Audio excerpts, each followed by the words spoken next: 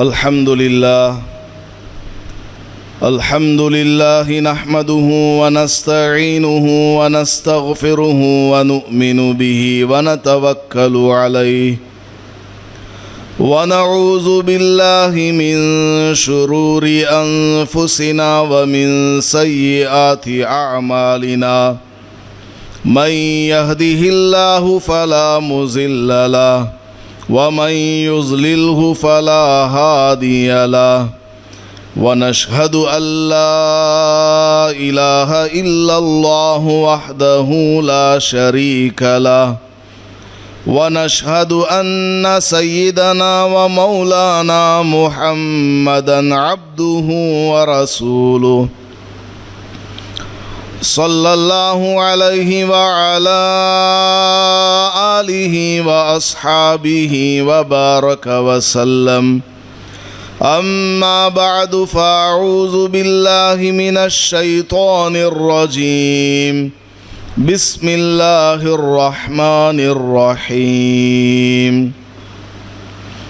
يا أيها الذين آمنوا قوا أنفسكم وأهليكم نارا وقال النبي صلى الله عليه وسلم طلب العلم فريضة على كل مسلم أو كما قال عليه الصلاة والسلام بارك الله لنا ولكم في القرآن المجيد والفرقان الحميد رب اشرح لي صدري ويسر لي أمري واحلل عقدة من لساني يفقه قولي.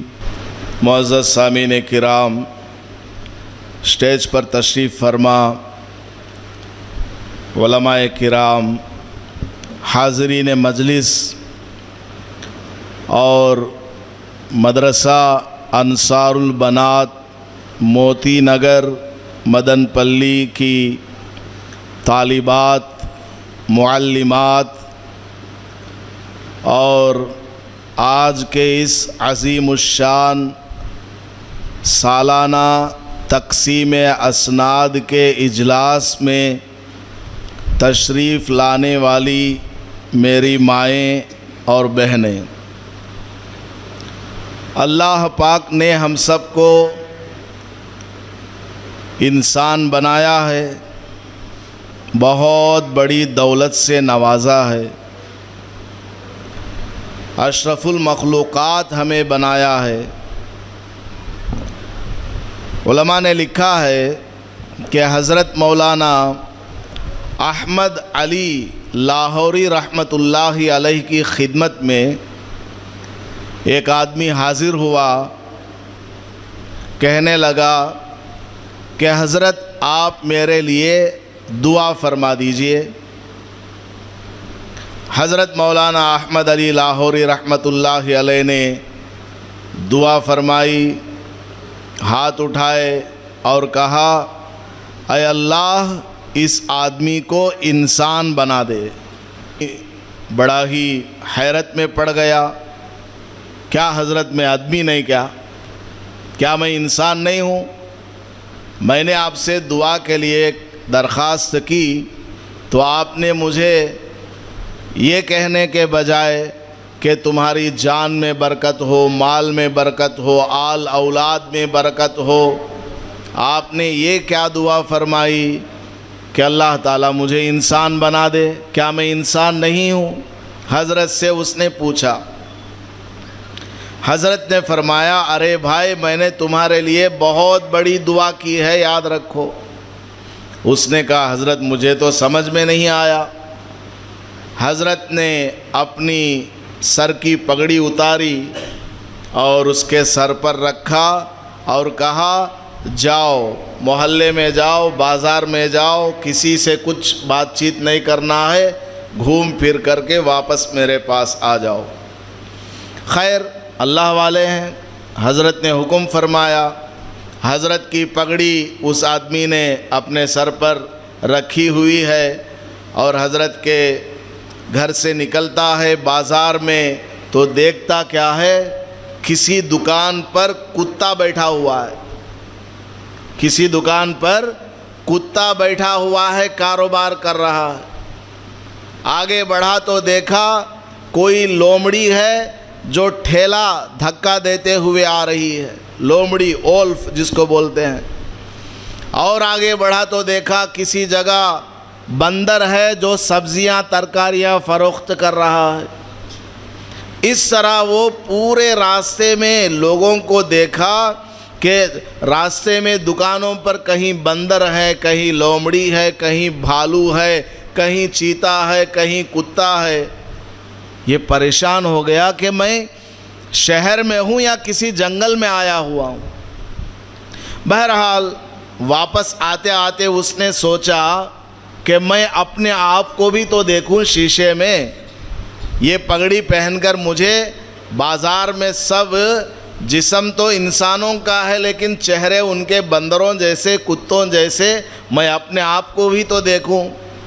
وہ حضرت کے پاس آتے آتے کہیں شیشہ ملا، شیشے میں اس نے اپنا چہرہ دیکھا تو اس کو نظر آیا کہ وہ ایک شیطان ہے۔ اس کا چہرہ کیسا ہے؟ بالکل بگڑا ہوا، کالے رنگ کا ہے اور شیطان جیسا ہے۔ تب اس کو حضرت کی دعا یاد آئی کہ واقعی حضرت نے جو دعا فرمائی ہے بالکل صحیح فرمائی۔ آیا حضرت کے پاس، حضرت نے پوچھا کیا ہوا، بازار گئے تھے، کیا دیکھا؟ اس نے کہا کہ حضرت خدا کی قسم آپ نے مجھے آج جو دعا دی ہے اس سے بڑی کوئی دعا نہیں ہے۔ میں بازار میں گیا تو دیکھتا کیا ہوں، بازار میں انسان نہیں ہے، انسان نما جانور بیٹھے ہوئے ہیں، کوئی بندر جیسا، کوئی لومڑی جیسا، کوئی کتا جیسا، شکل و صورت بالکل جانوروں جیسی۔ اور میں نے اپنا چہرہ دیکھا تو میرا چہرہ بھی بہت بگڑا ہوا ہے اور شیطان لعین جیسا میرا چہرہ ہے۔ تب مجھے آپ کی دعا کی قدر آ گئی کہ آپ نے میرے لیے جو دعا فرمائی کہ اللہ تعالیٰ مجھے انسان بنا دے، بہت اہم اور میری ضرورت کی دعا ہے۔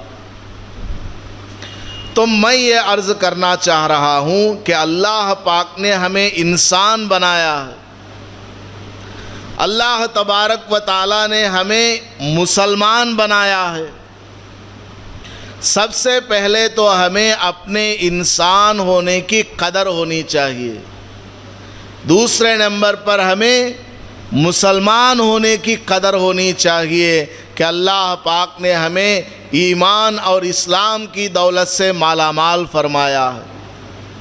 مرنے کے بعد یا تو مسلمان ہے یا کافر ہے، مرنے کے بعد یا تو جنت ہے یا جہنم ہے۔ دنیا میں ہمارے آنے کا مقصد اللہ کی معرفت ہے، اللہ کی پہچان ہے، اللہ کی عبادت ہے، اللہ کے حکم کے مطابق زندگی گزارنا ہے، نبی پاک صلی اللہ علیہ وسلم کی تعلیمات کے مطابق اپنے آپ کو بنانا ہے۔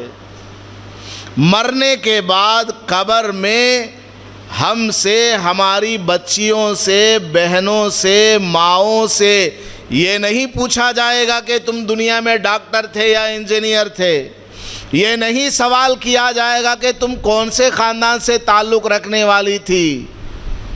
ہماری بچیوں سے قبر میں جو سوال پوچھا جائے گا وہ اللہ کے بارے میں پوچھا جائے گا، رسول اللہ صلی اللہ علیہ وسلم کے بارے میں پوچھا جائے گا، دین کے بارے میں پوچھا جائے گا کہ اے بندی تو بتا کہ دین کے بارے میں تیرے پاس کتنا نالج ہے، کتنا علم ہے، تو اللہ کو کتنا جانتی ہے، رسول اللہ صلی اللہ علیہ وسلم کو کتنا جانتی ہے۔ ہماری بچیوں کو، ماؤں کو، بہنوں کو دینی تعلیم سے آراستہ پیراستہ کرنا ہر ایک مرد کے اوپر فرض ہے، لازم ہے، کمپلسری ہے۔ علماء اکرام فرماتے ہیں اگر کسی کے 2 بچے ہوں، ایک لڑکا ہے اور ایک لڑکی ہے، کس کو تعلیم دی جائے؟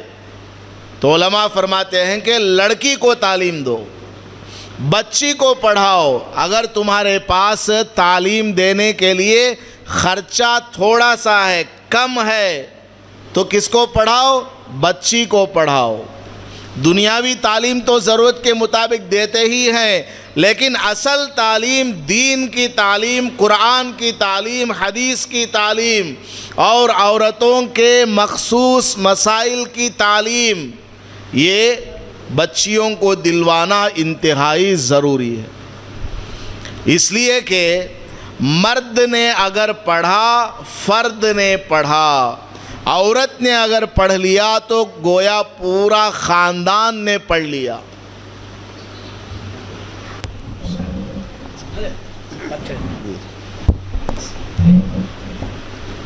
مرد نے اگر پڑھا تو فرد نے پڑھا، اکیلے نے پڑھا، لیکن عورت نے اگر پڑھ لیا تو پورے خاندان نے پڑھ لیا۔ آپ کو میں ایک مثال دیتا ہوں۔ ہمارے استاد دارالعلوم دیوبند کے حضرت مولانا مفتی سعید احمد صاحب پالن پوری نور اللہ مرکدہ، جب ان کی شادی ہوئی، حضرت نے دیکھا کہ ان کی اہلیہ محترمہ حافظہ نہیں ہے، قرآن کریم کی حافظہ نہیں ہے، تو حضرت نے کیا کیا؟ شادی کے فوراً بعد سے ہی اپنی اہلیہ کو ایک ایک آیت، ایک ایک صفحہ، آدھا آدھا صفحہ کر کے قرآن کریم یاد کرانا شروع کیا۔ میاں بیوی ہیں، شوہر استاذ ہے، بیوی کیا ہے؟ شاگردہ ہے۔ شوہر پڑھا رہے ہیں، بیوی پڑھ رہی ہے، بیوی نے سبق یاد کیا، شوہر کو سنایا۔ اس طرح یاد کرتے کرتے حضرت مفتی صاحب رحمۃ اللہ علیہ کی اہلیہ حافظہ بن گئی۔ پھر ان کی اولاد ہوئی، ایک نہیں، دو نہیں، اللہ پاک نے 11 ان کو اولاد عطا فرمائی۔ 11 بچوں کو کس نے پڑھایا؟ امی نے ہی پڑھایا۔ وہ 11 بچے بڑے ہوئے، ان کی شادیاں ہوئی، تو جو بچیاں ان کے گھر آئیں وہ بچیاں قرآن پڑھی ہوئی تھی، دیندار گھرانے کی تھی، لیکن حافظہ نہیں تھی۔ تو اس ساس نے، اب ان آنے والی بچیوں کی وہ کیا ہے؟ ساس ہے، تو انہوں نے اپنی بہوؤں کو حافظہ بنا دیا، سب کو قرآن پڑھایا۔ تو عورت اگر پڑھ لیتی ہے، عورت اگر دین کی تعلیم کو حاصل کر لیتی ہے، پورے خاندان کو دیندار بنا سکتی ہے، اپنی اولاد کو بنا سکتی ہے، اپنے تمام بچوں کو وہ تعلیم سے آراستہ کر سکتی ہے۔ علامہ حافظ ابن حجر عسقلانی رحمۃ اللہ علیہ نے بخاری شریف کی شرح فتح الباری میں لکھا ہے کہ اللہ کے نبی علیہ السلام کی وفات جب ہوئی، حضرت امی عائشہ رضی اللہ تعالی عنہا کی عمر 18 برس کی تھی۔ 18 سال حضرت امی عائشہ رضی اللہ تعالی عنہا کی عمر۔ اس کے بعد 50 برس تک حضرت امی عائشہ رضی اللہ تعالی عنہا باحیات تھی۔ تو حضرت حافظ ابن حجر عسقلانی رحمۃ اللہ علیہ فرماتے ہیں کہ امی عائشہ رضی اللہ تعالی عنہا حضور صلی اللہ علیہ وسلم کی وفات کے بعد 50 برس تک عورتوں میں تعلیم کو جاری رکھا۔ حضور کی زندگی میں تو تعلیم دیتی ہی تھی، حضور کی وفات کے بعد بھی 50 برس تک آپ نے اپنے گھر کو کیا بنایا ہوا تھا؟ مدرسہ بنایا ہوا تھا، مکتب بنایا ہوا تھا۔ اور علماء فرماتے ہیں کہ میرے اور آپ کے آقا امام الانبیاء محمود کبریاء احمد مجتبی محمد مصطفیٰ صلی اللہ علیہ وسلم کو اللہ تعالیٰ نے جتنا علم عطا فرمایا تھا، اس کا آدھا علم امی عائشہ رضی اللہ تعالی عنہا کو حاصل ہوا تھا۔ اللہ پاک نے حضرت امی عائشہ رضی اللہ تعالی عنہا کو حضور صلی اللہ علیہ وسلم کے واسطے سے حضور کا نصف علم عطا فرمایا تھا. اتنی بڑی عالمہ حضرت ابو موسیٰ اشعری رضی اللہ تعالیٰ عنہ، بہت بڑے جلیل القدر صحابی، وہ فرماتے ہیں لو اشکل علینا حدیث النبی صلی اللہ علیہ وسلم، اگر کبھی ہمیں کسی حدیث کو سمجھنے میں، کسی حدیث کا ٹرانسلیشن، کسی حدیث کا معنی، مطلب، مفہوم اور اس حدیث کا مصداق کیا ہے سمجھنے میں کبھی دشواری پیش آتی تو ہم امی عائشہ رضی اللہ عنہا کی خدمت میں حاضر ہو جاتے. امی عائشہ رضی اللہ عنہا اس حدیث کا معنی، مطلب اور مفہوم اس قدر واضح انداز سے ہمارے سامنے بیان فرماتی کہ ہمارے دل میں پھر کسی قسم کا کوئی اشکال باقی نہیں رہتا تھا، کسی طرح کا کوئی ڈاؤٹ باقی نہیں رہتا. اس طرح آپ حدیث رسول صلی اللہ علیہ وسلم کا مطلب بیان فرمایا کرتی تھی. اتنی بڑی عالمہ.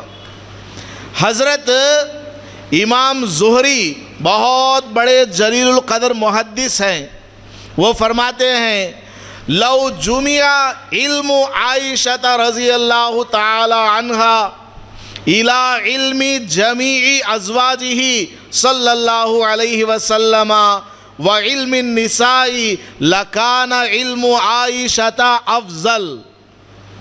اگر حضور صلی اللہ علیہ وسلم کی تمام بیویوں کا علم جمع کیا جائے، حضور صلی اللہ علیہ وسلم کی 11 بیویاں تھیں، ان سب کا علم جمع کرو، اس کے علاوہ باقی تمام عورتوں کا علم جمع کرو، سب کو ایک طرف رکھو اور حضرت امی عائشہ رضی اللہ تعالی عنہ کا علم ایک طرف رکھو تو امی عائشہ رضی اللہ عنہ کا علم ان تمام عورتوں کے علم سے اوپر ہو جائے گا، افضل ہو جائے گا.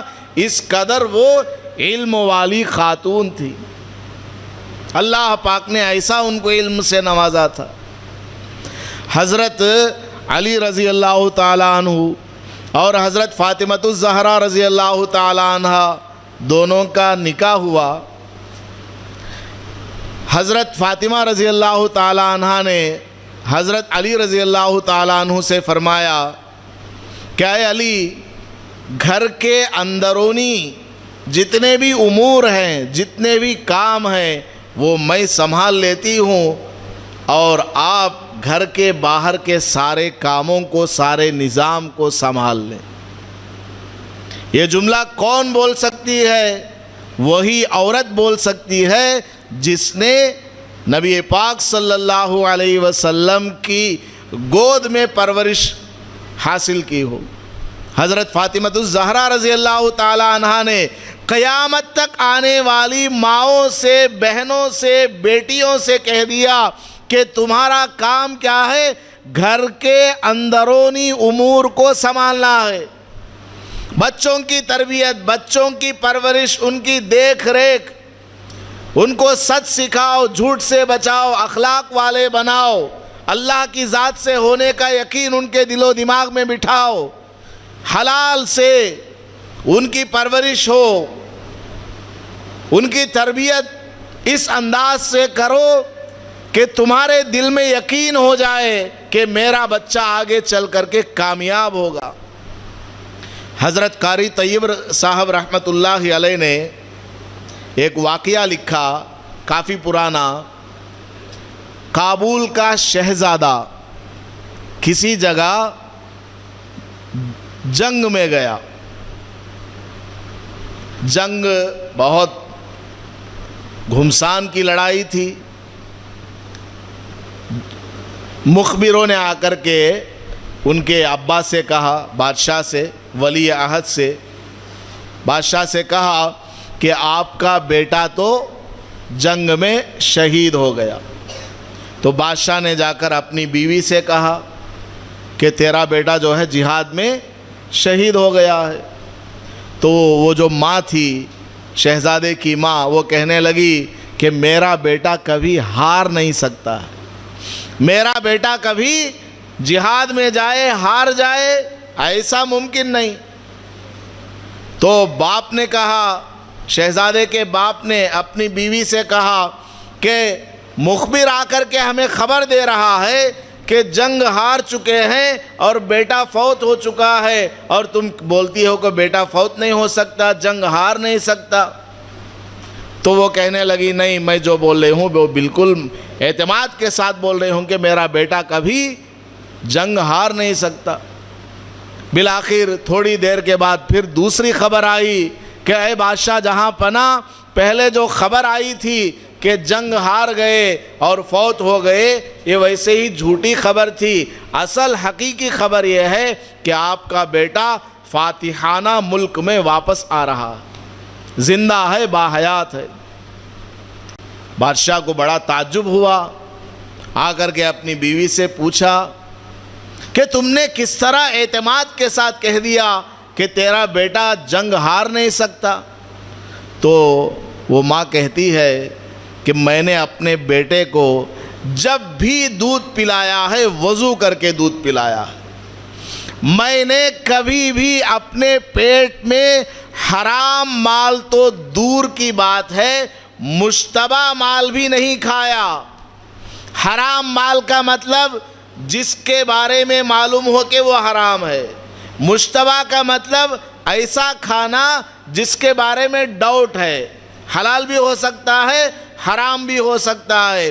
تو وہ کہتی ہے ماں کہ میں نے اپنے بیٹے کی تربیت کے لیے کبھی اپنے پیٹ میں حرام کا کیا مشتبہ لقمہ بھی جانے نہیں دیا۔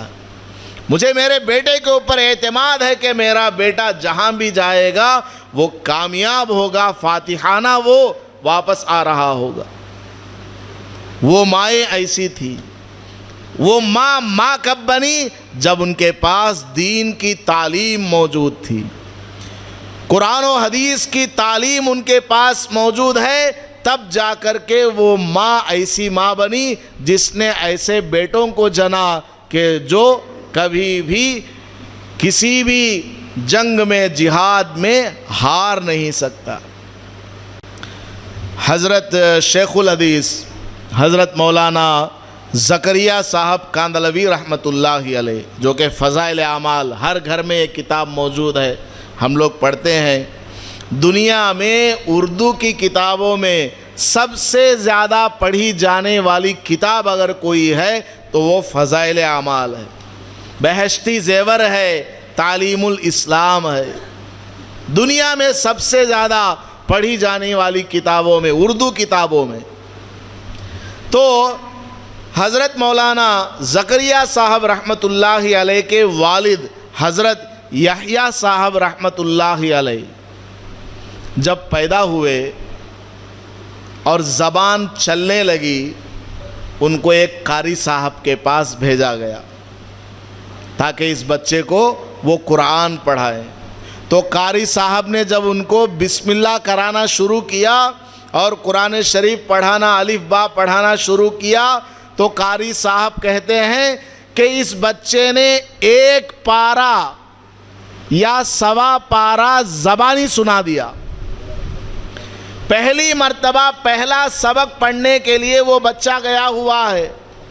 حضرت زکریا صاحب کاندھلوی رحمۃ اللہ علیہ کے والد پہلا سبق پڑھنے کے لیے گئے ہوئے ہیں، بچے ہیں، لیکن ایک سوا پارہ زبانی سنا دیا، بائہارٹ سنا دیا۔ استاد کو بڑا تعجب ہوا، یہ بچہ ابھی پڑھنے کے لیے آیا ہے، ابھی سبق شروع نہیں کیا، ایک سوا پارہ اس نے زبانی کیسے سنا دیا؟ معلوم کرایا تو پتہ کیا چلا کہ وہ بچہ جب پیٹ میں تھا،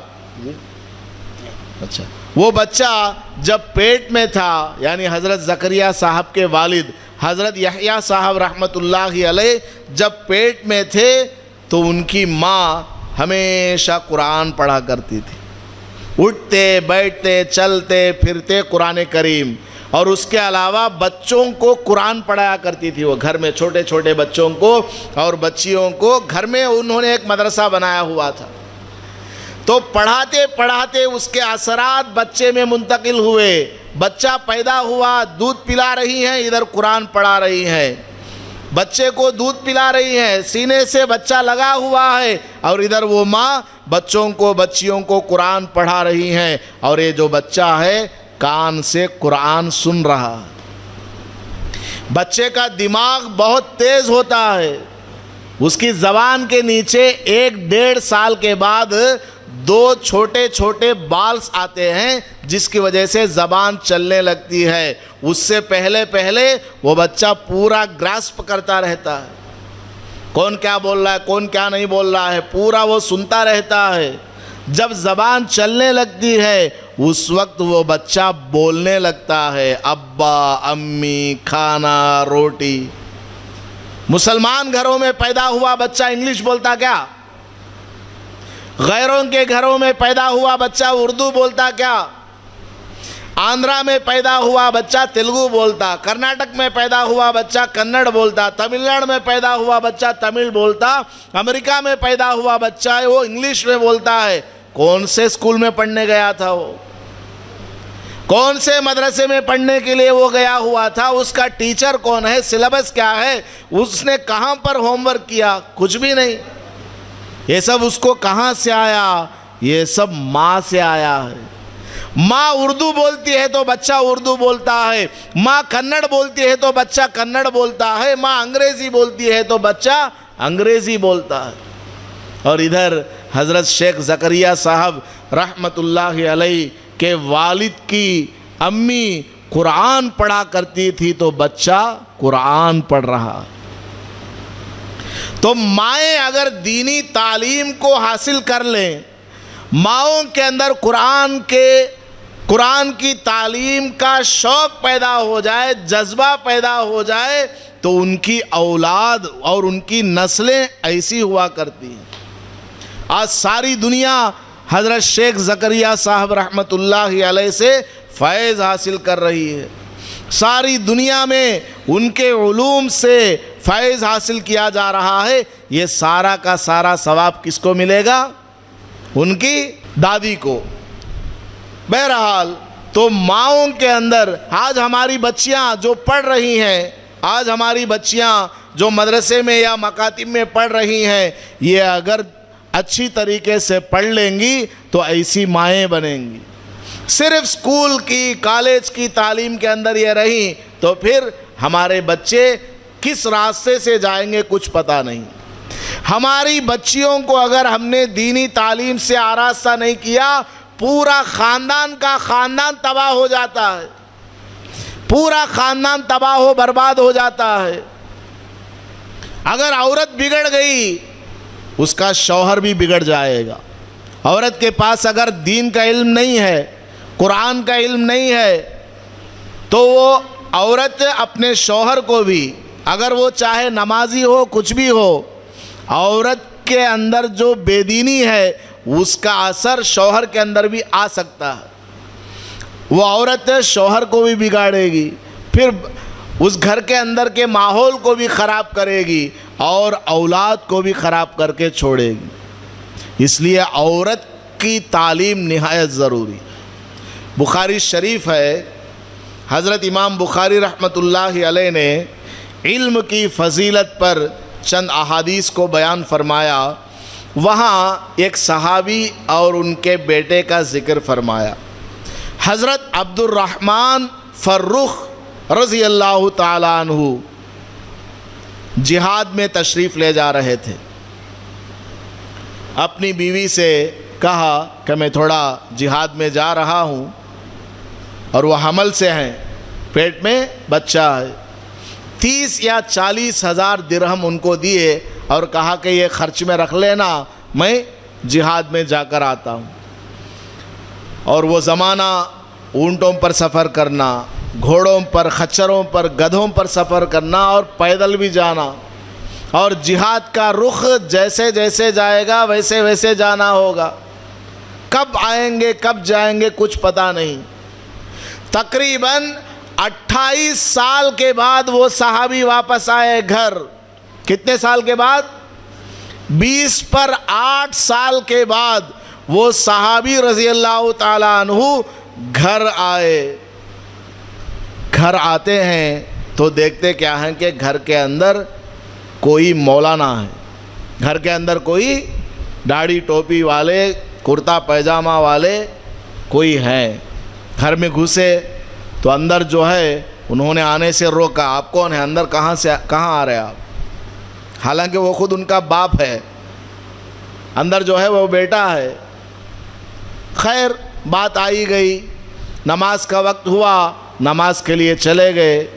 تو حضرت عبد الرحمن فرخ رضی اللہ تعالیٰ عنہ نے مسجد نبوی صلی اللہ علیہ وسلم میں کیا دیکھا کہ نماز کے بعد ایک بہت بڑے شیخ الحدیث مسند حدیث پر بیٹھ کر لوگوں کو حدیث کا درس دے رہے ہیں.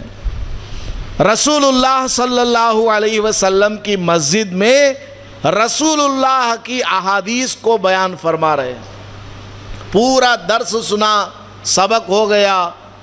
وہ صحابی گھر واپس تشریف لے گئے. جا کر کے اپنی بیوی سے پوچھا کہ مسجد میں نے ایک بہت بڑے اللہ والے کو دیکھا جو حدیث کا سبق دے رہے تھے, وہ کون تھے؟ تو بیوی نے کہا کہ آپ جہاد میں جاتے وقت جو 30,000 درہم دے کر کے گئے تھے, وہ 30,000 درہم میں نے اسی پر خرچ کیا ہے, یہ آپ کا لڑکا ہے. میں نے وہ 30,000 درہم خرچ کر کے اپنے بیٹے کو دین کی تعلیم دلوائی ہے. بڑے بڑے صحابہ کے پاس میں نے ان کو سفر میں بھیجا, جاؤ علم حاصل کرو, فلاں جگہ بڑھو, فلاں جگہ پڑھو. اپنے وقت کے بہت بڑے تابعی تھے وہ. حضرت ربیعۃ الرائے ان کا نام, ربیعۃ الرائے بہت بڑے جلیل القدر تابعی ہیں. اور ان کے شاگرد کون ہیں معلوم؟ فقہ مالکی کے سب سے بڑے امام حضرت امام مالک رحمۃ اللہ علیہ بھی ان کے شاگرد تھے.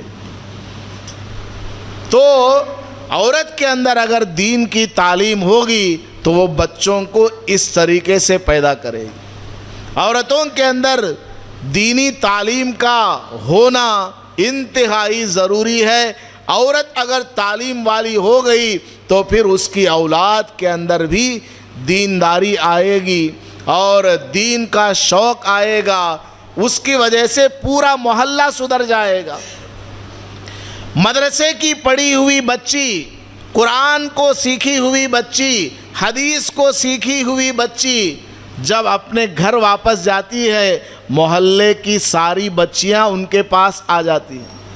آ کر کے پوچھتی ہیں ہمارا فلاں مسئلہ ہے, کیا جواب ہے؟ کیونکہ عورتوں کے کچھ خاص مسائل ہیں. آپ سب سمجھ گئے, عورتوں کے کچھ خاص مسائل ہیں جو مہینے میں ایک مرتبہ ان کو پیش آتے ہیں. غسل کے مسائل ہیں, وضو کے پاکی ناپاکی کے مسائل ہیں, ڈیلیوری کے مسائل ہیں. یہ ساری چیزیں عورتیں کہاں سے بالآخر سیکھیں گی؟ کیا مسجد کے مولانا سے جا کر کے پوچھیں گی؟ بالکل بھی نہیں.